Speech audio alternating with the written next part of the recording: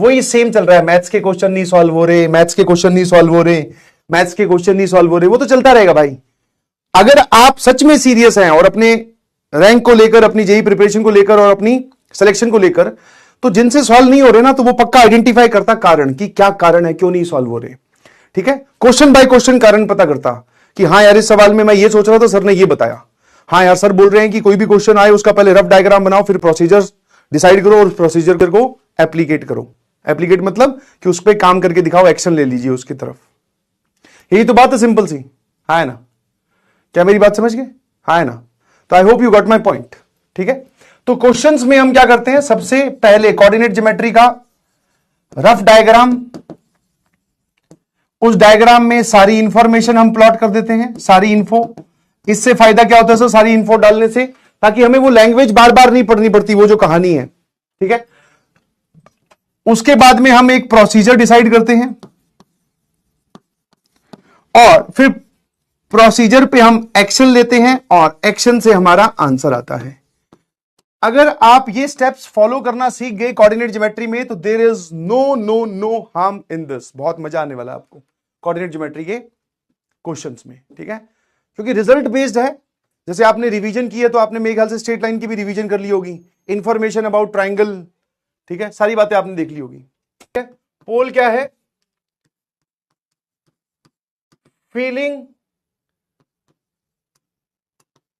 Confident in maths. ठीक है, है ना? देखो भाई, मैथ सब्जेक्ट का जो बेसिक नेचर है दैट इज टफ, कोई दिक्कत नहीं है। टफ मतलब कैलकुलेशन करनी पड़ती है, प्रोसीजर सोचना पड़ता है, कई बार रैंडम चीजें भी होती हैं। कॉन्फिडेंट से यहां से मेरा मतलब है कि प्रैक्टिस कर रहे हैं और लगे हुए हैं। समझ में आया कि नहीं समझ में आया? यहां पर मैं उन बच्चों से बात नहीं कर रहा जो बैकलॉग है, जिनका क्वेश्चन प्रैक्टिस कर नहीं रहे हैं, डिब्बी दिए जा रहे हैं हर एक लेक्चर के साथ, वो नहीं सॉल्व कर रहे हैं, और फिर आप सोच रहे हो कि कॉन्फिडेंट फील करो कि नहीं।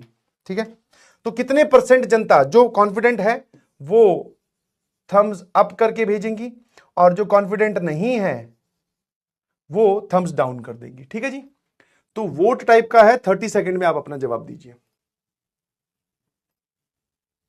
जवाब दीजिए जो कॉन्फिडेंट है, जो कॉन्फिडेंट नहीं है, नॉट कॉन्फिडेंट, कॉन्फिडेंट। चलिए,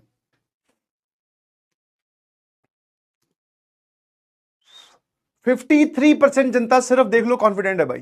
ठीक है, 53% जनता जो है वो सिर्फ कॉन्फिडेंट है। 50 मतलब 50%। आप समझ पा रहे हो कि नहीं समझ पा रहे हो? अब 53% जनता अगर कॉन्फिडेंट है, इसका मतलब वो मेहनत कर रही है, और जो बाकी 50% बची हुई है तो वो मेहनत नहीं कर रही, या फिर जो रिक्वायरमेंट है, देखो हर एक सब्जेक्ट की अलग अलग रिक्वायरमेंट होती है, सिंपल सी कहानी है ना? हर एक चीज आप जो भी करते हो उसकी अलग अलग रिक्वायरमेंट होती है। अब अगर उस रिक्वायरमेंट को आप मैच कर पा रहे हो तो आप कॉन्फिडेंट फील करोगे, नहीं रिक्वायरमेंट को मैच कर पा रहे हो तो आप अपना कॉन्फिडेंस लूज करते जाओगे। मैं आपको 50 बार पहले भी बता चुका हूं, एक बार और इंटीमेट कर देता हूं कि भाई साहब, जो आपकी जेई की जर्नी है वो आपने स्टार्ट की थी, आपको रैंक चाहिए एक अच्छे कॉलेज में आपको सेलेक्ट होने के लिए। पुराना 5 साल का अगर हम इतिहास उठाकर देखें जेई मेंस का, तो उन बच्चों के नंबर और, है ना, उन बच्चों के नंबर और उन बच्चों की रैंक ज्यादा अच्छी आई जिन्होंने मैथ्स पर ज्यादा फोकस किया। व्हेन आई से ज्यादा फोकस किया, दैट डजंट मीन कि सिर्फ आप मैथ्स पढ़े, फिजिक्स केमिस्ट्री भी आपको पढ़नी है, परंतु क्या उन्होंने मैथ्स को भी एक सिग्निफिकेंट टाइम दिया जितना उसका रिक्वायरमेंट है। समझ पा रहे हो कि नहीं समझ पा रहे हो? और फिर जब, क्योंकि पेपर होता है, मैथ्स डिफिकल्ट आती है हर, आप जानते ही हो उस चीज में, फिर वो बच्चे जो होते हैं ना, वो जो स्कोर चाहिए होता है या जो रैंक चाहिए होती है वो वहां पर अपनी हासिल कर लेते हैं, ये वो लोग हैं। तो 50% लोग लिख रहे हैं तो बहुत अच्छी बात है, बाकी 50% के लिए भैया ये एक अलार्मिंग कंडीशन है। ठीक है, वापस अगर आपको किसी टॉपिक में कॉन्फिडेंस नहीं आ रहा है तो टॉपिक एक बार वापस से पढ़िए, क्लास नोट्स के क्वेश्चन एक बार दोबारा सॉल्व कीजिए। ठीक है, वो जरूरी है कि उसमें क्या सोचा गया, आपके दिमाग में कोई और मेथड आया तो वो लगा के देखो उससे भी आंसर आ रहा है कि नहीं आ रहा, ऐसे आपको चलना पड़ेगा।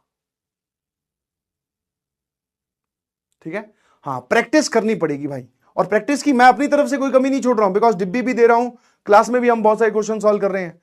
तो कमी अगर अब कहीं से है तो आपको एक बार इंट्रोस्पेक्शन की जरूरत है, अपने गिरेबान में झांक के देखने की जरूरत है भाई। ठीक है, हाँ ना?